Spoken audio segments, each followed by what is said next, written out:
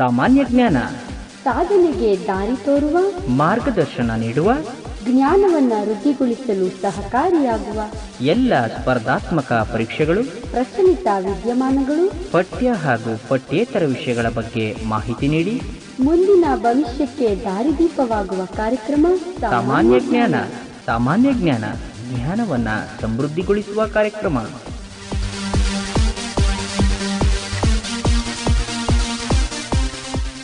ನಮಸ್ಕಾರ. ಜನಧ್ವನಿ ವಾಹಿನಿಗೆ ಸ್ವಾಗತ.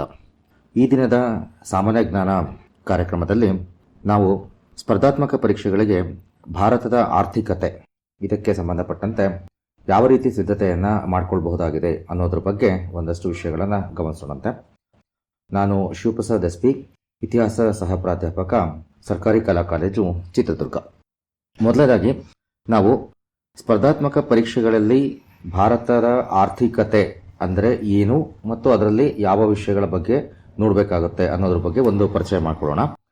ಅದೇ ಥರ ಸ್ಪರ್ಧಾತ್ಮಕ ಪರೀಕ್ಷೆಗಳಲ್ಲಿ ಭಾರತದ ಆರ್ಥಿಕತೆಗೆ ಸಂಬಂಧಿಸಿದಂತೆ ಪ್ರಶ್ನೆಗಳು ಯಾವ ಪ್ರಮಾಣದಲ್ಲಿರುತ್ತೆ ಮತ್ತು ಎಷ್ಟರ ಮಟ್ಟಿಗೆ ಇರುತ್ತೆ ಅನ್ನೋದನ್ನ ಹಳೆ ಪ್ರಶ್ನೆ ಪತ್ರಿಕೆಗಳನ್ನು ಒಂದ್ಸರಿ ನೋಡಿ ನಾವಲ್ಲಿ ಖಚಿತಪಡಿಸ್ಕೊಳ್ಬೇಕಾಗತ್ತೆ.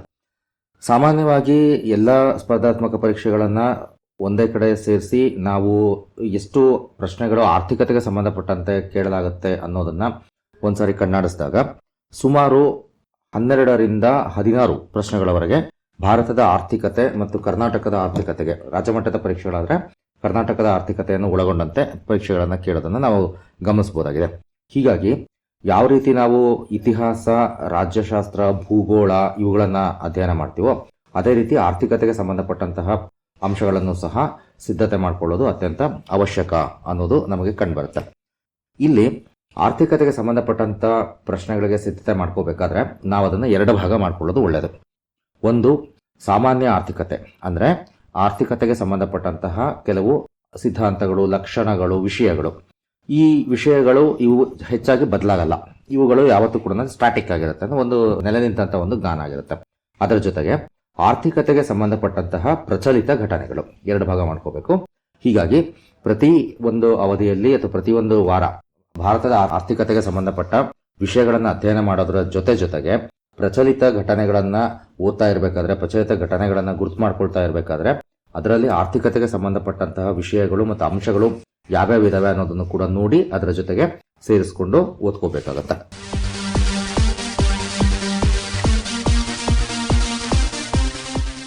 ಈಗ ನಾವು ಒಂದು ರೋಡ್ ಮ್ಯಾಪ್ ಅಥವಾ ಒಂದು ಬ್ಲೂ ಪ್ರಿಂಟ್ ತರ ಮಾಡ್ಕೊಡೋದಂತೆ. ಇನ್ನೇನು ಈಗ ಶೀಘ್ರದಲ್ಲೇ ನೇಮಕಾತಿಗಳು ಆರಂಭ ಆಗುತ್ತೆ ಅನ್ನೋದು ಇತ್ತೀಚಿನ ಸುದ್ದಿ ಆಗಿದೆ. ಹೀಗಾಗಿ ಎಲ್ಲ ವಿಷಯಗಳ ಬಗ್ಗೆನೂ ನಾವು ಗಮನ ಕೊಡಬೇಕಾಗತ್ತೆ. ನಿಮ್ಮ ಅಧ್ಯಯನದ ವೇಳಾಪಟ್ಟಿಯಲ್ಲಿ ಎಲ್ಲ ವಿಷಯಗಳಿಗೂ ಕೂಡ ಜಾಗ ಸಿಗೋ ತರ ಮಾಡ್ಕೊಳ್ಳಿ. ನಾ ಇದಕ್ಕೂ ಮುಂಚೆ ಭಾರತದ ಸಂವಿಧಾನ ಮತ್ತು ರಾಜಕೀಯ ವ್ಯವಸ್ಥೆ, ಭಾರತದ ಇತಿಹಾಸ ಈ ಎಲ್ಲವನ್ನು ಯಾವ ರೀತಿ ಸಿದ್ಧತೆ ಮಾಡ್ಕೊಳ್ಬೇಕು ಅಂತ ಹೇಳ್ತಾ ಇರಬೇಕಾದ್ರೆ ಒಂದು ಐಡಿಯಲ್ ಆಗಿ ಒಂದು ಟೈಮ್ ಟೇಬಲ್ ತರ ಹೇಳ್ತಾ ಇದ್ದೆ. ಅಂದ್ರೆ ಸುಮಾರು 45 ದಿನಗಳಲ್ಲಿ ಎಲ್ಲ ವಿಷಯಗಳನ್ನ ಯಾವ ರೀತಿ ಒಂದು ಸುತ್ತು ಅಧ್ಯಯನ ಮಾಡಬಹುದು ಅನ್ನೋದ್ರ ಬಗ್ಗೆ ಹೇಳ್ತಾ ಇದ್ದೆ. ಅದೇ ರೀತಿ ಭಾರತದ ಆರ್ಥಿಕತೆಯನ್ನು ಸಹ ಸುಮಾರು 45 ದಿನಗಳಲ್ಲಿ ಅಥವಾ 6 ವಾರಗಳಲ್ಲಿ ಯಾವ ರೀತಿ ಇದನ್ನ ಪೂರ್ತಿಯಾಗಿ ಅಧ್ಯಯನ ಮಾಡಬಹುದು ಅಥವಾ ಎಲ್ಲ ವಿಷಯಗಳ ಬಗ್ಗೆ ಮಾಹಿತಿಯನ್ನು ತಗೋಬಹುದು ಅನ್ನೋದ್ರ ಬಗ್ಗೆ ಹೇಳ್ತೀನಿ. ಸೊ ಹಾಗಾಗಿ ನಾನು ಹೇಳ್ತಕ್ಕಂಥ ವಿಷಯಗಳು ಮತ್ತು ಅದರ ಬರೋ ಶೀರ್ಷಿಕೆಗಳು ಮತ್ತು ಅಂಶಗಳು ಏನಿದಾವಲ್ವಾ, ಭಾರತದ ಆರ್ಥಿಕತೆಯ ಅಂಶಗಳು, ಇವು 6 ವಾರದ ಅವಧಿಯಲ್ಲಿ ಯಾವ ರೀತಿ ಸಿದ್ಧತೆ ಆಗಬಹುದು ಅನ್ನೋದಕ್ಕೆ ಸಂಬಂಧಪಟ್ಟಂತೆ ಆಗಿರುತ್ತೆ. ಮೊದಲನೇದಾಗಿ ಎಲ್ಲ ವಿಷಯಗಳನ್ನ ಅಧ್ಯಯನ ಮಾಡೋದಕ್ಕೆ ನಾವು ಯಾವ ರೀತಿ NCERT ಮತ್ತು ಕರ್ನಾಟಕ ರಾಜ್ಯ ಪಠ್ಯಪುಸ್ತಕಗಳಿಂದ ಆರಂಭಿಸ್ತಾ ಇದ್ವು, ಭಾರತದ ಆರ್ಥಿಕತೆಯನ್ನು ಸಹ ಅದೇ ರೀತಿನೇ ಆರಂಭಿಸೋದು ಒಂದು ಒಳ್ಳೆ ಅಭ್ಯಾಸ.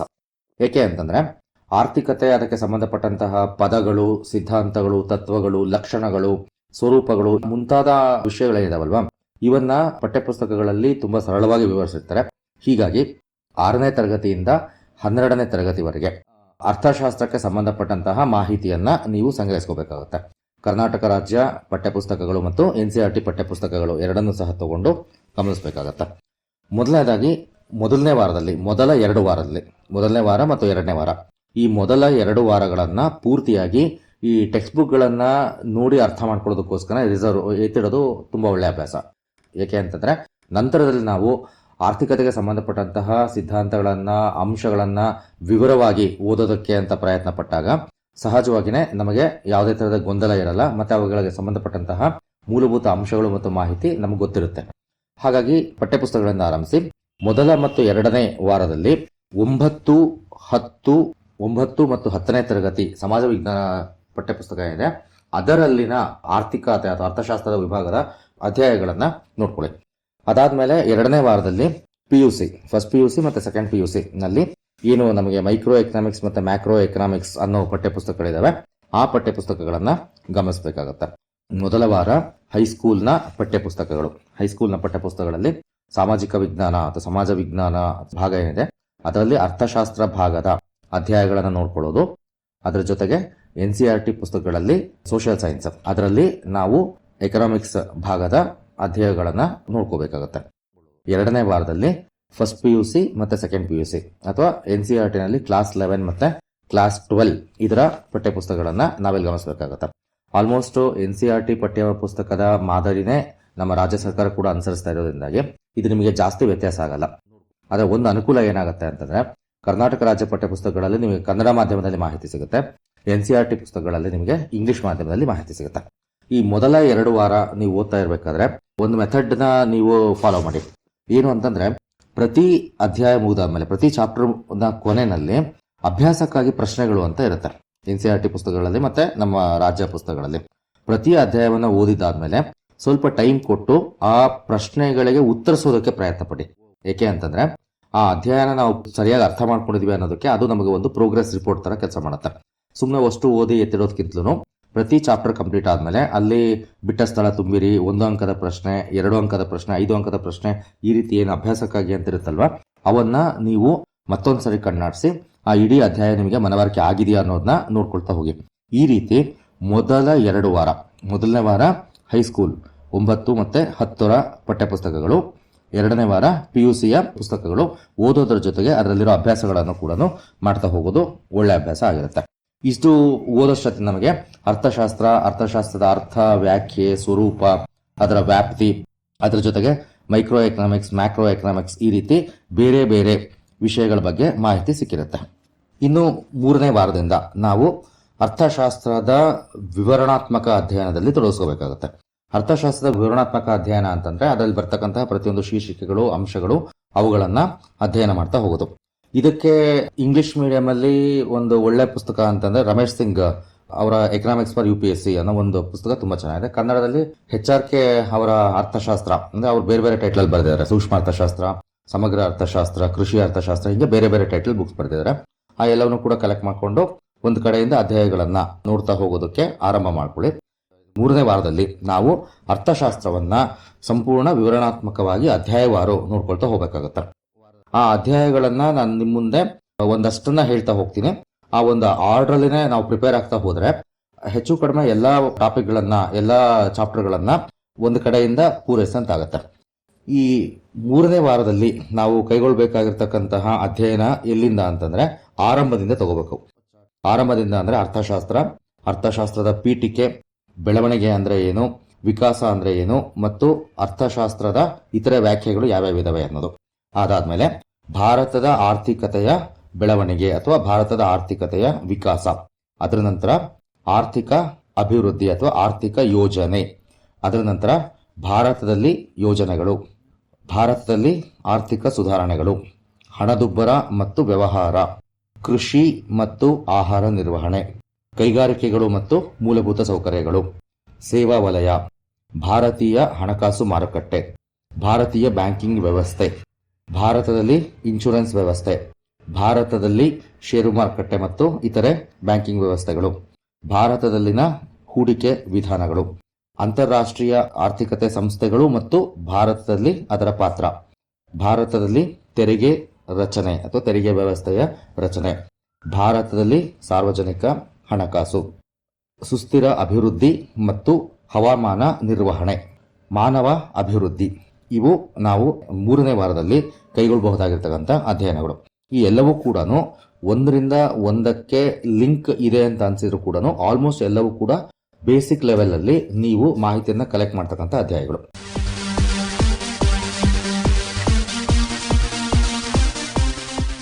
ಮೂರನೇ ವಾರದಲ್ಲಿ ಮತ್ತೊಂದ್ಸಲ ಹೇಳಿರ್ತೇನೆ ನಿಮಗೆ. 3ನೇ ವಾರದಲ್ಲಿ ನಾವು ಅರ್ಥಶಾಸ್ತ್ರಕ್ಕೆ ಸಂಬಂಧಪಟ್ಟಂತ ಪೀಠಿಕೆ, ಬೆಳವಣಿಗೆ, ವಿಕಾಸ, ಅಭಿವೃದ್ಧಿ, ಭಾರತದ ಆರ್ಥಿಕತೆಯ ವಿಕಾಸ, ಆರ್ಥಿಕ ಅಭಿವೃದ್ಧಿ ಅಥವಾ ಯೋಜನೆ, ಭಾರತದಲ್ಲಿ ಯೋಜನೆಗಳು, ಆರ್ಥಿಕ ಸುಧಾರಣೆಗಳು, ಹಣದುಬ್ಬರ ಮತ್ತು ವ್ಯವಹಾರ, ಕೃಷಿ, ಆಹಾರ ನಿರ್ವಹಣೆ, ಕೈಗಾರಿಕೆಗಳು ಮತ್ತು ಮೂಲಭೂತ ಸೌಕರ್ಯ, ಸೇವಾ ವಲಯ, ಭಾರತೀಯ ಹಣಕಾಸು ಮಾರುಕಟ್ಟೆ, ಭಾರತದಲ್ಲಿ ಬ್ಯಾಂಕಿಂಗ್ ವ್ಯವಸ್ಥೆ, ಭಾರತದಲ್ಲಿ ವಿಮಾ ವ್ಯವಸ್ಥೆ ಅಥವಾ ಇನ್ಶೂರೆನ್ಸ್ ವ್ಯವಸ್ಥೆ, ಭಾರತದಲ್ಲಿ ಸೆಕ್ಯೂರಿಟೀಸ್ ಅಥವಾ ಸ್ಟಾಕ್ ಮಾರ್ಕೆಟ್ ವ್ಯವಸ್ಥೆ, ಭಾರತದಲ್ಲಿ ಮತ್ತು ಭಾರತ ಮತ್ತು ಅಂತಾರಾಷ್ಟ್ರೀಯ ಹಣಕಾಸು ಸಂಸ್ಥೆಗಳಲ್ಲಿ ಅದರ ಪಾತ್ರ, ತೆರಿಗೆ ವ್ಯವಸ್ಥೆ, ಸಾರ್ವಜನಿಕ ಹಣಕಾಸು, ಸುಸ್ಥಿರ ಅಭಿವೃದ್ಧಿ ಮತ್ತು ಹವಾಮಾನ ಬದಲಾವಣೆ, ಮಾನವ ಅಭಿವೃದ್ಧಿ. ಇಷ್ಟು ವಿಷಯಗಳನ್ನು 3ನೇ ವಾರದಲ್ಲಿ ಸಿದ್ಧತೆ ಮಾಡಿಕೊಂಡ್ರೆ ಅಲ್ಲಿ ಮತ್ತೊಂದಷ್ಟು ಮಾಹಿತಿಗಳನ್ನು, ಮತ್ತೊಂದಷ್ಟು ಅಂಶಗಳನ್ನು ನಾವು ತಗೊಳ್ಳಂತಾಗುತ್ತೆ. ಇನ್ನು 4ನೇ ವಾರದಲ್ಲಿ ಮತ್ತೆ ಇದೇ ರೀತಿ ಒಂದೊಂದೇ ವಿಷಯಗಳನ್ನು ನಾವು ಮತ್ತೆ ಮುಂದುವರ್ಸ್ಕೊಂಡು ಹೋಗಬೇಕು. ಅಂದರೆ ನಾವು ಮೊದಲ 2 ವಾರದಲ್ಲಿ ಏನು ಮಾಡಿದ್ವಿ, ಪ್ರತಿ ವಿಷಯಕ್ಕೆ ಸಂಬಂಧಪಟ್ಟಂತ ಅತ್ಯಂತ ಅವಶ್ಯಕ ಅಂಶಗಳನ್ನು ಟೆಕ್ಸ್ಟ್ ಬುಕ್ ಮುಖಾಂತರ ತಿಳ್ಕೊಂಡ್ವಿ. 3ನೇ ವಾರದಲ್ಲಿ ಆರ್ಥಿಕತೆಗೆ ಸಂಬಂಧಪಟ್ಟಂತಹ ಪ್ರತಿಯೊಂದು ಅಂಶಗಳ ಬಗ್ಗೆ ಹೆಚ್ಚಿನ ಮಾಹಿತಿಯನ್ನು ತಗೊಂಡ್ವಿ. ಈಗ 4ನೇ ವಾರದಲ್ಲಿ ನಾವೇನ್ ಮಾಡ್ತೀವಿ ಅಂದ್ರೆ ಆ ಒಂದೊಂದು ಟಾಪಿಕ್ ಅನ್ನ, ಆ ಒಂದೊಂದು ಅಂಶವನ್ನು ಕೂಡ ಮತ್ತಷ್ಟು ವಿವರಣಾತ್ಮಕವಾಗಿ ಓದೋದಕ್ಕೆ ಸ್ಟಾರ್ಟ್ ಮಾಡ್ತೀವಿ. ಮತ್ತಷ್ಟು ವಿವರಣಾತ್ಮಕವಾಗಿ ಈ 4ನೇ ವಾರದಲ್ಲಿ ನಮ್ಮ ಅಧ್ಯಯನದ ಅಂಶಗಳು ಕಡಿಮೆ ಆಗುತ್ತೆ, ಆದ್ರೆ ಅಧ್ಯಯನದ ವ್ಯಾಪ್ತಿ ಮತ್ತೆ ಗಂಭೀರತೆ ಜಾಸ್ತಿ ಆಗುತ್ತೆ. ಅಂದ್ರೆ ಪ್ರತಿ ಟಾಪಿಕ್ ಕೂಡ ಇನ್ನು ಜಾಸ್ತಿ ಡೀಪ್ ಆಗಿ, ಡೆಪ್ತ್ ಆಗಿ ಓದೋದಕ್ಕೆ ಸ್ಟಾರ್ಟ್ ಮಾಡ್ತೀವಿ. ಇಲ್ಲಿ ಪ್ರತಿ 2 ದಿನಕ್ಕೆ ಒಂದು ಟಾಪಿಕ್ ತರ ನೋಡ್ತಾ ಹೋಗ್ರಿ. ಪ್ರತಿ 2 ದಿನಕ್ಕೆ ಒಂದು ಟಾಪಿಕ್. ಅರ್ಥಶಾಸ್ತ್ರದ ಪೀಠಿಕೆ ಇದು 1 ದಿನ ಪೂರ್ತಿ ಇರಲಿ. ಮತ್ತೆ ಭಾರತದಲ್ಲಿ ಹಣಕಾಸು ಇದು ಸುಮಾರು 2 ರಿಂದ 3 ದಿನ ಬೇಕಾಗುತ್ತೆ. ಭಾರತದಲ್ಲಿ ಹಣಕಾಸು ಅಥವಾ ಬ್ಯಾಂಕಿಂಗ್ ಉದ್ಯಮ ಇದು 2 ರಿಂದ 3 ದಿನ ಬೇಕಾಗುತ್ತೆ. ಅದಾದ್ಮೇಲೆ ಭಾರತದಲ್ಲಿ ಅಭಿವೃದ್ಧಿ ಮತ್ತು ಬೆಳವಣಿಗೆ ಇದಕ್ಕೆ ಸುಮಾರು 2 ದಿನ ಬೇಕಾಗುತ್ತೆ. ಆರ್ಥಿಕ ಯೋಜನೆಗಳು ಇದಕ್ಕೆ ಸುಮಾರು 2 ದಿನ ಬೇಕಾಗುತ್ತೆ. ಸೊ ಹೀಗೆ 3-4 ದಿನಗಳಲ್ಲಿ ನೀವು ಈ ಅಂಶಗಳನ್ನ, ಈ ಟಾಪಿಕ್ಗಳನ್ನು ನೋಡ್ಕೊಳ್ರಿ. ಆರ್ಥಿಕತೆಗೆ ಯಾವುದು ಪೀಠಿಕೆ, ಭಾರತದಲ್ಲಿ ಬ್ಯಾಂಕಿಂಗ್, ಬೆಳವಣಿಗೆ ಮತ್ತು ಆರ್ಥಿಕ ಅಭಿವೃದ್ಧಿ. ಇನ್ನು ಕೊನೆ 2-3 ದಿನದಲ್ಲಿ ಸರ್ಕಾರಿ ಯೋಜನೆಗಳು ಮತ್ತು ಅಂತಾರಾಷ್ಟ್ರೀಯ ಹಣಕಾಸು ಸಂಸ್ಥೆಗಳು. ಸರ್ಕಾರಿ ಯೋಜನೆಗಳು ಮತ್ತು ಅಂತಾರಾಷ್ಟ್ರೀಯ ಹಣಕಾಸು ಸಂಸ್ಥೆಗಳು. ಅದಾದ್ಮೇಲೆ ಅಂತಾರಾಷ್ಟ್ರೀಯ ಸಂಬಂಧಗಳು, ಅಂತಾರಾಷ್ಟ್ರೀಯ ಸಂಸ್ಥೆಗಳು ಮತ್ತು ಅಂತಾರಾಷ್ಟ್ರೀಯ ಸಂಬಂಧಗಳು. ಸರ್ಕಾರಿ ಯೋಜನೆಗಳು, ಇಲ್ಲಿ ಸರ್ಕಾರಿ ಯೋಜನೆಗಳು ಅಂತ ನೋಡ್ತಾ ಇರಬೇಕಾದ್ರೆ ಕೇಂದ್ರ ಸರ್ಕಾರದ ಯೋಜನೆಗಳು ಮತ್ತು ರಾಜ್ಯ ಸರ್ಕಾರದ ಯೋಜನೆಗಳು ಈ ಎಲ್ಲವನ್ನೂ ಕೂಡ 1 ವಾರದಲ್ಲಿ ನೀವು ಕಣ್ಣಾಡಿಸಿ. ಅದಾದ ಮೇಲೆ 5ನೇ ವಾರದಲ್ಲಿ ನಾವು ಕೈಗೊಳ್ಳಬೇಕಾಗಿರೋದು ಏನು ಅಂದ್ರೆ ಬಜೆಟ್. ಆ ವರ್ಷದ ಬಜೆಟ್ನ ಒಂದು ವಿಶ್ಲೇಷಣೆ. ಆ ವರ್ಷದ ಬಜೆಟ್ನ ಒಂದು ವಿಶ್ಲೇಷಣೆ. ಯಾವ್ಯಾವ ಕ್ಷೇತ್ರಗಳಿದ್ದಾವೆ, ಯಾವ ಕ್ಷೇತ್ರಕ್ಕೆ ಪ್ರಾಮುಖ್ಯತೆ ನೀಡಲಾಗಿದೆ, ಹಣ ಯಾವ ರೀತಿ ಬರುತ್ತೆ, ಯಾವ ರೀತಿ ಹೋಗುತ್ತೆ, ಇಂಥ ಪ್ರಮುಖ ಅಂಶಗಳೇನಿರ್ತಾವಲ್ವಾ ಅವು, ಮತ್ತೆ ಆದ್ಯತಾ ವಲಯಗಳು ಮತ್ತು ವಿಶೇಷ ಆದ್ಯತಾ ವಲಯಗಳು. ಇವನ್ನ ಬಜೆಟ್ ಅನ್ನ ಸುಮಾರು 2 ದಿನಗಳ ಮಟ್ಟಿಗೆ ಸೂಕ್ಷ್ಮವಾಗಿ ಗಮನಿಸಿ ಅದರಲ್ಲಿರೋ ಇಂಪಾರ್ಟೆಂಟ್ ಅಂಶಗಳೇನಿದಾವೆ ಅವನ್ನ ಪಾಯಿಂಟ್ ಔಟ್ ಮಾಡ್ಕೊಳ್ಳಿ. ಅದಾದ್ಮೇಲೆ ಸಾರ್ವಜನಿಕ ಸೇವೆಗಳು, ಭಾರತದಲ್ಲಿ ಸಾರ್ವಜನಿಕ ಸೇವೆಗಳು. ನಂತರ ಎಕನಾಮಿಕ್ ಸರ್ವೆ ಅಂತ ಪ್ರತಿ ವರ್ಷ ಕೇಂದ್ರ ಸರ್ಕಾರ ಮತ್ತು ರಾಜ್ಯ ಸರ್ಕಾರ ಬಜೆಟ್ನ ಸಂದರ್ಭದಲ್ಲಿ ಒಂದು ಪ್ರಕಟಣೆ ಕೊಡುತ್ತೆ. ಅದೊಂದು ಬುಕ್ಲೆಟ್ ತರ. ಕಳೆದ ವರ್ಷದಲ್ಲಿ ಎಷ್ಟು ಆರ್ಥಿಕ ಅಭಿವೃದ್ಧಿ ಆಗಿದೆ ಅನ್ನೋ ಒಂದು ವಿಶ್ಲೇಷಣೆ ಕೇಂದ್ರ ಸರ್ಕಾರನೂ ಕೊಡುತ್ತೆ, ರಾಜ್ಯ ಸರ್ಕಾರನೂ ಕೊಡುತ್ತೆ. ಹೀಗಾಗಿ ಈ ಒಂದು ನಾವೇನಿಗೆ ಹೇಳಿದ್ವಲ್ವ 5ನೇ ವಾರದಲ್ಲಿ ನಾವು ಮಾಡಬೇಕಾಗಿರೋ ಕೆಲಸ ಸರ್ಕಾರಿ ಯೋಜನೆಗಳು, ಅಂತಾರಾಷ್ಟ್ರೀಯ ಸಂಘ ಸಂಸ್ಥೆಗಳು, ಬಜೆಟ್ ಮತ್ತು ಎಕನಾಮಿಕ್ ಸರ್ವೆ, ಆರ್ಥಿಕ ವಿಶ್ಲೇಷಣೆಯ ಅಂಶಗಳು. ಇವು ಸಾಮಾನ್ಯ ಇದರಲ್ಲಿ ಎಲ್ಲಾ ವಿಷಯಗಳು ಬಂದೋಗಿರುತ್ತೆ. ಹಾಗಾಗಿ ಇದು ಓದೋದಕ್ಕೆ ಜಾಸ್ತಿ ಟೈಮು ಬೇಕಾಗುತ್ತೆ, ಅರ್ಥ ಮಾಡ್ಕೊಳ್ಳೋದಕ್ಕೂ ಜಾಸ್ತಿ ಟೈಮ್ ಬೇಕಾಗುತ್ತೆ. ಟಾಪಿಕ್ಗಳು ಕಡಿಮೆ ಅಂತ ನಿಮ್ಗೆ ಅನ್ಸಿದ್ರು ಕೂಡ ಇದರಲ್ಲಿ ನೀವು ಎಲ್ಲವನ್ನೂ ಕೂಡ ಒಳಗೊಳ್ಳೋ ತರ 1 ವಾರದಲ್ಲಿ ಪ್ರಿಪೇರ್ ಆಗಿ. ಅದರ ನಂತರದಲ್ಲಿ ನಾವು 6ನೇ ವಾರದಲ್ಲಿ ಗಮನಿಸಬೇಕಾಗಿರೋದು ಎಗೈನ್ ಒಂದೊಂದೇ ಟಾಪಿಕ್ಸ್. ನಾವೇನು ಎಕನಾಮಿಕ್ಸ್ ಅಂತ ತಗೊಳ್ತಿದ್ವಿ ಅದರಲ್ಲಿ ತಕ್ಕಂಥ ಪ್ರತಿಯೊಂದು ಶೀರ್ಷಿಕೆಗಳನ್ನ ಮತ್ತಷ್ಟು ವಿವರಣಾತ್ಮಕವಾಗಿ ಓದ್ತಾ ಹೋಗೋದು. ನಾವಾಗಲೇ ಒಂದಷ್ಟು ಓದಿದ್ವಿ ಅಲ್ಲಿ. ಈಗ ಉಳಿದಿರೋ ಟಾಪಿಕ್ಗಳನ್ನ ಇಲ್ಲಿ ಓದ್ತಾ ಹೋಗೋಣಂತೆ. ಯಾವ್ಯಾವು ಅಂತವು ಅಂತಂದ್ರೆ ಆರ್ಥಿಕ ಸುಧಾರಣೆಗಳು, ಕೃಷಿ ಮತ್ತು ಹಣಕಾಸು ನಿರ್ವಹಣೆ, ಕೃಷಿ ಮತ್ತು ಆಹಾರ ನಿರ್ವಹಣೆ, ಕೈಗಾರಿಕೆಗಳು ಮತ್ತು ಮೂಲಭೂತ ಸೌಕರ್ಯಗಳು, ಭಾರತದ ಹಣಕಾಸು ಮಾರುಕಟ್ಟೆ. ಈ ತರ ನಾವೇನು ಟಾಪಿಕ್ ಮಾಡ್ತಾ ಬಂದ್ವಲ್ವಾ ಆ ಟಾಪಿಕ್ಗಳನ್ನ ಮತ್ತೊಂದು ಸಲ ಇಲ್ಲಿ ಓದ್ತಾ ಹೋಗ್ರಿ. ಅಂದ್ರೆ ನಾವು ಒಂದು ಹಂತದಲ್ಲಿ ಸಿದ್ಧತೆ ಮಾಡ್ಕೋಬೇಕಾದ್ರೆ ಒಂದು ತಪ್ಪು ಮಾಡಬೇಡಿ. ನೀವು ಭಾರತದ ಆರ್ಥಿಕತೆ ಅಂತ ಓದ್ತಾ ಇರಬೇಕಾದ್ರೆ ಅವತ್ತಿನ ಅಧ್ಯಯನ ಮತ್ತು ಆ ವಾರದ ಅಧ್ಯಯನ ಪೂರ್ತಿ ಭಾರತದ ಆರ್ಥಿಕತೆಗೆ ಸಂಬಂಧಪಟ್ಟಂತೆ ಇರಲಿ. ಅಲ್ಲಿ ನೀವು ಕರ್ನಾಟಕದ ಆರ್ಥಿಕತೆ ಮಿಕ್ಸ್ ಮಾಡಬೇಡಿ. ಅದೇ ತರ ಕರ್ನಾಟಕದ ಆರ್ಥಿಕತೆ ಅಂತ ಓದ್ತಾ ಇರಬೇಕಾದ್ರೆ ಅದು ಕರ್ನಾಟಕದ ಆರ್ಥಿಕತೆಗೆ ಮಾತ್ರ ಸೀಮಿತ ಆಗಿರಲಿ, ಭಾರತದ ಆರ್ಥಿಕತೆ ಮಿಕ್ಸ್ ಮಾಡಬೇಡಿ. ಅದೇ ತರ ಕರ್ನಾಟಕದ ಬಜೆಟ್ ಮತ್ತು ಕರ್ನಾಟಕದ ಆರ್ಥಿಕ ವಿಶ್ಲೇಷಣೆ ಈ ಎರಡನ್ನ ಒಂದು ಸಲ ತಗೊಳ್ರಿ. ಭಾರತದ ಬಜೆಟ್ ಮತ್ತು ಭಾರತದ ಆರ್ಥಿಕ ವಿಶ್ಲೇಷಣೆ ಇದನ್ನ ಒಂದ್ಸಲ ತಗೊಳ್ರಿ. ಹಾಗೇನಾಗುತ್ತೆ, ಅಂಕಿಅಂಶಗಳು ಕನ್ಫ್ಯೂಸ್ ಆಗಲ್ಲ, ಸರ್ಕಾರಿ ಯೋಜನೆಗಳು ಮತ್ತು ಘೋಷಣೆಗಳು ಒಂದಕ್ಕೊಂದು ಓವರ್ಲ್ಯಾಪ್ ಆಗಲ್ಲ, ಕನ್ಫ್ಯೂಸ್ ಆಗಲ್ಲ. ಬೆಳವಣಿಗೆಯ ದರಗಳು ಮತ್ತು ಇತರೆ ಲಕ್ಷಣಗಳು, ಇತರೆ ಸೂಚಕಗಳು ಇದಾವಲ್ವಾ, ಅವು ನಮಗೆ ಜಾಸ್ತಿ ಇದಾಗಲ್ಲ. ಅದೇ ರೀತಿ ಅಂತಾರಾಷ್ಟ್ರೀಯ ಮಟ್ಟದಲ್ಲಿ ಭಾರತದ ಆರ್ಥಿಕತೆಯನ್ನು ಓದಬೇಕಾದ್ರೆ ಅದನ್ನ ಒಂದು ಸಪರೇಟ್ ಯೂನಿಟ್ ಮಾಡ್ಕೊಳ್ಳಿ. ಅಂದ್ರೆ ಅಂತಾರಾಷ್ಟ್ರೀಯ ಮಟ್ಟದಲ್ಲಿ ಭಾರತದ ಆರ್ಥಿಕತೆ ಮತ್ತು ರಾಜ್ಯದ ಆರ್ಥಿಕತೆ ಈ ಮೂರನ್ನು ಯಾವುದೇ ಕಾರಣಕ್ಕೂ ಒಟ್ಟೊಟ್ಟಿಗೆ ಬರೋ ತರ ಮಾಡ್ಕೋಬೇಡಿ. ಎಕ್ಸಾಂಪಲ್, ಒಂದು ಉದಾಹರಣೆ ತಗೊಳ್ಳಂತೆ, ಕೃಷಿ ಮತ್ತು ಆಹಾರ ನಿರ್ವಹಣೆ ಅನ್ನೋ ಒಂದು ಉದಾಹರಣೆ ತಗೊಳ್ರಿ. ಭಾರತದಲ್ಲಿ ಕೃಷಿ ಮತ್ತು ಆಹಾರ ನಿರ್ವಹಣೆಯನ್ನ ಓದಿದ್ರ ಜೊತೆಗೆ ಕರ್ನಾಟಕದ ಓದೋದ್ ಬೇಡ. ಏಕೆ ಅಂತಂದ್ರೆ ಅಲ್ಲಿರೋ ಮಾನದಂಡಗಳೇ ಬೇರೆ, ಅಲ್ಲಿರೋ ಯೋಜನೆಗಳೇ ಬೇರೆ, ಅಲ್ಲಿರೋ ಲಕ್ಷಣಗಳೇ ಬೇರೆ. ಕರ್ನಾಟಕಕ್ಕೆ ಬಂದಾಗ ಇಲ್ಲಿರೋ ಲಕ್ಷಣಗಳು, ಯೋಜನೆಗಳೇ ಬೇರೆ. ಹೀಗಾಗತ್ತೆ. ಕೇಂದ್ರ ಸರ್ಕಾರದ ಮತ್ತು ರಾಜ್ಯ ಸರ್ಕಾರದ ಯೋಜನೆಗಳು, ಲಕ್ಷಣಗಳು, ವಿಶ್ಲೇಷಣೆಗಳು ಮತ್ತು ರೂಪುರೇಷೆಗಳು ಬೇರೆ ಬೇರೆ ಇರುತ್ತೆ. ಹೀಗಾಗಿ ಎಕನಾಮಿಕ್ಸ್ ಓದ್ತಾ ಇರ್ಬೇಕಾದ್ರೆ ಅದೊಂದು ಟೈಟ್ ಕಂಪಾರ್ಟ್ಮೆಂಟ್ ಮಾಡ್ಕೊಳ್ರಿ, ಕೇಂದ್ರ ಸರ್ಕಾರಕ್ಕೆ ಸಂಬಂಧಪಟ್ಟಂತವು ಮತ್ತು ರಾಜ್ಯ ಸರ್ಕಾರಕ್ಕೆ ಸಂಬಂಧಪಟ್ಟವು ಅಂತ. ಸೊ ನಂತರದ ಒಂದು ವಾರದಲ್ಲಿ ನಾವೀಗೇನು ನೋಡ್ತಾ ಬಂದ್ವಲ್ಲ, ಇವನ್ನ ನೋಡಿದ್ದಾದ್ಮೇಲೆ ಅಂದ್ರೆ ಟಾಪಿಕ್ ವೈಸ್ ನಾವಲ್ಲಿ ಏನ್ ನೋಡಿದ್ವಲ್ಲ ಅವು ಮತ್ತೆ ರಿಪಿಟೇಷನ್ ಆಗುತ್ತೆ. ನಂತರದ ವಾರದಲ್ಲಿ ನಾವೇನ್ ಮಾಡ್ಕೋಬೇಕು ಅಂತಂದ್ರೆ ಆರ್ಥಿಕತೆಗೆ ಸಂಬಂಧಪಟ್ಟಂತಹ ಇತ್ತೀಚಿನ ಬೆಳವಣಿಗೆಗಳ ಬಗ್ಗೆ ನೋಡ್ಬೇಕಾಗತ್ತೆ. ಆರ್ಥಿಕತೆಗೆ ಸಂಬಂಧಪಟ್ಟ ಇತ್ತೀಚಿನ ಬೆಳವಣಿಗೆ, ಉದಾಹರಣೆಗೆ ಸಾಮಾಜಿಕ ಮತ್ತು ಆರ್ಥಿಕ ಸಮಸ್ಯೆಗಳು, ಗ್ರಾಮೀಣ ಅಭಿವೃದ್ಧಿ ಕಾರ್ಯಕ್ರಮಗಳು ಮತ್ತು ಯೋಜನೆಗಳು, ನಗರಾಭಿವೃದ್ಧಿ ಕಾರ್ಯಕ್ರಮಗಳು ಮತ್ತು ಯೋಜನೆಗಳು, ಸಮಗ್ರ ಅಭಿವೃದ್ಧಿ ಕಾರ್ಯಕ್ರಮಗಳು ಮತ್ತು ಯೋಜನೆಗಳು, ಅದರ ಜೊತೆಗೆ ಬೆಲೆ, ಹಣದುಬ್ಬರ, ಜನಸಂಖ್ಯೆ ಮತ್ತು ಆರ್ಥಿಕ ಸಮಸ್ಯೆ, ಭೂ ಸುಧಾರಣೆಗಳು, ಆಹಾರದ ಭದ್ರತೆ ಮತ್ತು ಆರ್ಥಿಕ ಬೆಳವಣಿಗೆ ಮತ್ತು ಯೋಜನೆ, ಇವನ್ನ ನಂತರದ ವಾರದಲ್ಲಿ ಅಲ್ಲಿ ಹೆಚ್ಚು ಕಡಿಮೆ ನಾವು ಒಂದು 5 ವಾರದವರೆಗೆ ಇದು ಯಾವ ತರ ಮಾಡಬೇಕು ಅಂತ ನೋಡ್ಕೊಳ್ಳೋಣ. ಇನ್ನು ಕೊನೆ ವಾರದಲ್ಲಿ ನಾವು ಮಾಡಬೇಕಾಗಿರೋದು ಏನಂತಂದ್ರೆ ಹಳೆ ಪ್ರಶ್ನೆ ಪತ್ರಿಕೆಗಳು ಏನಿರ್ತಾವಲ್ವಾ, ಆ ಹಳೆ ಪ್ರಶ್ನೆ ಪತ್ರಿಕೆಗಳನ್ನ ಒಂದ್ ಕಡೆ ಕಲೆಕ್ಟ್ ಮಾಡಿಕೊಂಡು ಅದರಲ್ಲಿ ಆರ್ಥಿಕತೆಗೆ ಸಂಬಂಧಪಟ್ಟಂತಹ ಪ್ರಶ್ನೆಗಳನ್ನ ಯಾವ ರೀತಿ ಕೇಳಲಾಗಿದೆ ಮತ್ತು ಯಾವ ಹಂತದವರೆಗೆ ಕೇಳಲಾಗಿದೆ ಅಂತ ನೋಡಿ ಅದನ್ನ ನಾವು ಸಾಲ್ವ್ ಮಾಡೋದಕ್ಕೆ ಪ್ರಯತ್ನ ಪಡಬೇಕು. ಆಲ್ಮೋಸ್ಟ್ ಇತ್ತೀಚೆಗೆ ತುಂಬಾ ಕೋಚಿಂಗ್ ಕ್ಲಾಸ್ಗಳು, ಟೆಲಿಗ್ರಾಮ್ ಚಾನಲ್, ವಾಟ್ಸ್ಆಪ್ ಗ್ರೂಪ್ ಈ ತರ ಎಲ್ಲ ಮಾಡಿ ಅವತ್ತಿನ ಮಾರ್ಕ್ ಟೆಸ್ಟ್ ಮತ್ತೆ ಕ್ವಶನ್ ಪೇಪರ್ಗಳನ್ನ ಆಯಾ ಗ್ರೂಪ್ ಅಲ್ಲಿ ಶೇರ್ ಮಾಡ್ತಾ ಇರ್ತಾರೆ. ನೀವಂತದ್ರಲ್ಲಿ ಸಿಗೋ ಕ್ವಶನ್ ಪೇಪರ್ಗಳಲ್ಲಿ ಅಥವಾ ಪ್ರಶ್ನೆ ಪತ್ರಿಕೆ ಮಾರ್ಕ್ ಟೆಸ್ಟೇ ಆಗಿರ್ಲಿ, ಅಲ್ಲಿ ಕೇಳಿರೋ ಎಕಾನಮಿ ಪ್ರಶ್ನೆಗಳನ್ನ ನೀವು ಕೂತು ಅವುಗಳಿಗೆ ಉತ್ತರ ಕಂಡುಕೊಳ್ಳೋದ್ರಲ್ಲಿ ನೀವು ಸಕ್ಸಸ್ ಆದ್ರಿ ಅಂತಂದ್ರೆ ನಿಮ್ಮ ಪ್ರಿಪರೇಷನ್ ಸರಿಯಾಗಿದೆ ಅಂತ ಅರ್ಥ.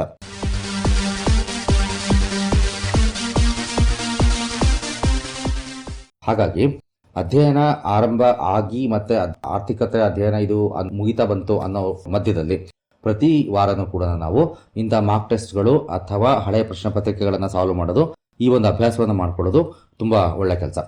ಸೊ ನೀವು ಯಾವುದೇ ಒಂದು ಪರೀಕ್ಷೆಗೆ ಅಪ್ಲೈ ಮಾಡಬೇಕಾದ್ರೆ ನೀವು ಸಿಲೆಬಸ್ ಅನ್ನ ಮೊದಲು ತಗೊಳ್ತೀರಾ. ಸಿಲೆಬಸ್ ತಗೊಂಡು ಅದರಲ್ಲಿ ಭಾರತದ ಆರ್ಥಿಕತೆ ಅಂತ ಇದೆಯಾ ಅಂತ ನೋಡಿ.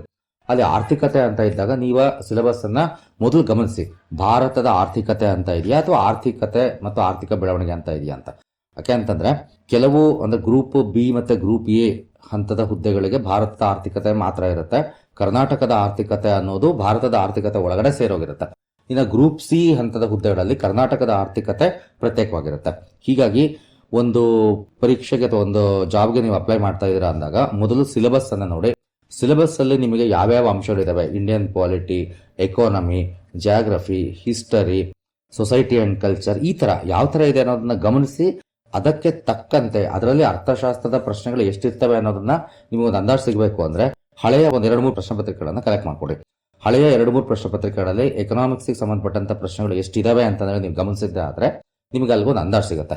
ಎಷ್ಟು ಪ್ರಶ್ನೆಗಳು ಅರ್ಥಶಾಸ್ತ್ರವನ್ನು ಓದ್ಕೊಳ್ಳೋದ್ರಿಂದ ಎಷ್ಟು ಪ್ರಶ್ನೆಗಳಿಗೆ ನಾನು ಉತ್ತರ ಕೊಡೋದಕ್ಕೆ ಸಾಧ್ಯ ಆಗತ್ತೆ. ಇಷ್ಟನ್ನ ನೀವು ಗಮನದಲ್ಲಿ ಇಟ್ಕೊಂಡು ನೀವು ಅದನ್ನ ಮುಂದುವರಿಸ್ತಾ ಹೋಗಿ. ಮತ್ತೊಂದ್ಸಲ ಹೇಳ್ತಾ ಇದ್ದೀನಿ, NCERT ಪುಸ್ತಕಗಳಾಗ್ಲಿ ಅಥವಾ ನಮ್ಮ ರಾಜ್ಯದ ಪುಸ್ತಕಗಳೇ ಆಗಿರ್ಲಿ, ನೀವು ಪ್ರತಿ ಅಧ್ಯಾಯವನ್ನ ಓದಿದ ನಂತರದಲ್ಲಿ ಇಮಿಡಿಯೇಟ್ ಆಗಿ ನೆಕ್ಸ್ಟ್ ಚಾಪ್ಟರ್ಗೆ ಹೋಗ್ಬೇಡಿ. ಪ್ರತಿ ಅಧ್ಯಾಯದ ಕೊನೆಗೆ ಒಂದಷ್ಟು ಅಭ್ಯಾಸಕ್ಕಾಗಿ ಪ್ರಶ್ನೆಗಳು ಅಂತ ಇದಾವೆ. ನೀವು ಅವನ್ನ ಎಷ್ಟು ಓದ್ತಿರೋ ಅದರಲ್ಲಿರೋವನ್ನ ಎಷ್ಟು ಸಾಲ್ವ್ ಮಾಡೋದಕ್ಕೆ ಸಾಧ್ಯ ಆಗುತ್ತೋ ಮತ್ತೆ ಟೆಕ್ಸ್ಟ್ ಬುಕ್ ಅನ್ನ ನೀವು ತೆಗೆದು ನೋಡೋದು ಬೇಕಾಗಲ್ಲ. ಅಂಡ್ ಆ ಟೆಕ್ಸ್ಟ್ ಬುಕ್ ನಿಮಗೆ ಫೌಂಡೇಶನ್ ತರ ಕೆಲಸ ಮಾಡೋದ್ರಿಂದಾಗಿ ಅದನ್ನ ನೀವು ಎಷ್ಟು ಸಾಧ್ಯನೋ ಅಷ್ಟು ಪರ್ಫೆಕ್ಟ್ ಆಗಿ, ಎಷ್ಟು ಸಾಧ್ಯನೋ ಅಷ್ಟು ಡೀಪ್ ಆಗಿ ಮತ್ತೆ ಕ್ಲಿಯರ್ ಆಗಿ ಅರ್ಥ ಮಾಡ್ಕೊಂಡಷ್ಟು ನಿಮಗೆ ಬೇರೆ ಮತ್ತು ನಂತರದಲ್ಲಿ ಮುಂದಿನ ದಿನಗಳಲ್ಲಿ ಬೇರೆ ಬೇರೆ ಪ್ರಶ್ನೆಗಳಿಗೆ, ಬೇರೆ ಬೇರೆ ಪರೀಕ್ಷೆಗಳಿಗೆ ಓದ್ಕೋಬೇಕಾದಾಗ ರಿವಿಷನ್ ಮಾಡೋದಕ್ಕೆ ಟೈಮು ತುಂಬಾ ಕಡಿಮೆ ಬೇಕಾಗುತ್ತೆ. ಇಲ್ಲ ಅಂತಂದ್ರೆ ಪ್ರತಿ ಪರೀಕ್ಷೆಗೂ ಕೂಡ ನೀವು ಟೆಕ್ಸ್ಟ್ ಬುಕ್ ಇಂದ ಸ್ಟಾರ್ಟ್ ಮಾಡಬೇಕಾಗುತ್ತೆ. ಆದ್ರಿಂದ ಟೆಕ್ಸ್ಟ್ ಬುಕ್ ಗಳನ್ನ ಪ್ರಿಪೇರ್ ಆಗಬೇಕಾದ್ರೆ ಒಂದ್ಸರಿ ಸಮಾಧಾನವಾಗಿ ಯಾವುದೇ ಕನ್ಫ್ಯೂಷನ್ ಇಲ್ದಲೆ ಪೂರ್ತಿ ಅರ್ಥ ಮಾಡ್ಕೊಳ್ಳೋಕೆ ಪ್ರಯತ್ನ ಪಡಿ. ಅಂಡ್ ನಿಮ್ಮ ಪ್ರಿಪರೇಷನ್ ನ ಕೊನೆ ಭಾಗದಲ್ಲಿ ಆ ಪರೀಕ್ಷೆಗೆ ಸಂಬಂಧಿಸಿದಂತಹ ಹಳೆ ಪ್ರಶ್ನೆ ಪತ್ರಿಕೆಗಳು ಮತ್ತೆ ನೀವು ಯಾವ್ದಾದ್ರು ಪುಸ್ತಕ ನೀವು ರೆಫರ್ ಮಾಡ್ತಿದ್ದೀರಾ ಅಂದ್ರೆ ಆ ಪುಸ್ತಕದಲ್ಲಿ ಇರ್ತಕ್ಕಂಥ ಪ್ರಶ್ನೆಗಳು, ಚಾಪ್ಟರ್ ಕೊನೆಯಲ್ಲಿ ಇರ್ತಕ್ಕಂಥ ಪ್ರೋಗ್ರೆಸ್ ಅಂದ್ರೆ ಚೆಕ್ ಯುವರ್ ಪ್ರೋಗ್ರೆಸ್ ಅಂತ ಇರುತ್ತೆ, ಎಲ್ಲವನ್ನೂ ಕೂಡ ಸರಿಯಾಗಿ ಮನನ ಮಾಡ್ಕೊಂಡಿದ್ರ ಅನ್ನೋದನ್ನ ನೋಡ್ಕೊಂಡು ನಿಮ್ಮ ಅಧ್ಯಯನವನ್ನ ಪೂರ್ಣಗೊಳಿಸ್ಕೊಳ್ಳಿ. ಧನ್ಯವಾದಗಳು.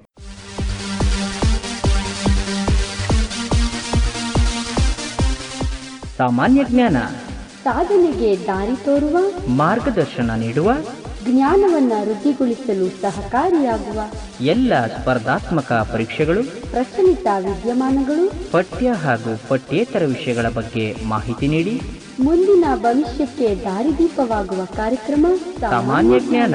ಸಾಮಾನ್ಯ ಜ್ಞಾನ ಜ್ಞಾನವನ್ನ ಸಮೃದ್ಧಿಗೊಳಿಸುವ ಕಾರ್ಯಕ್ರಮ.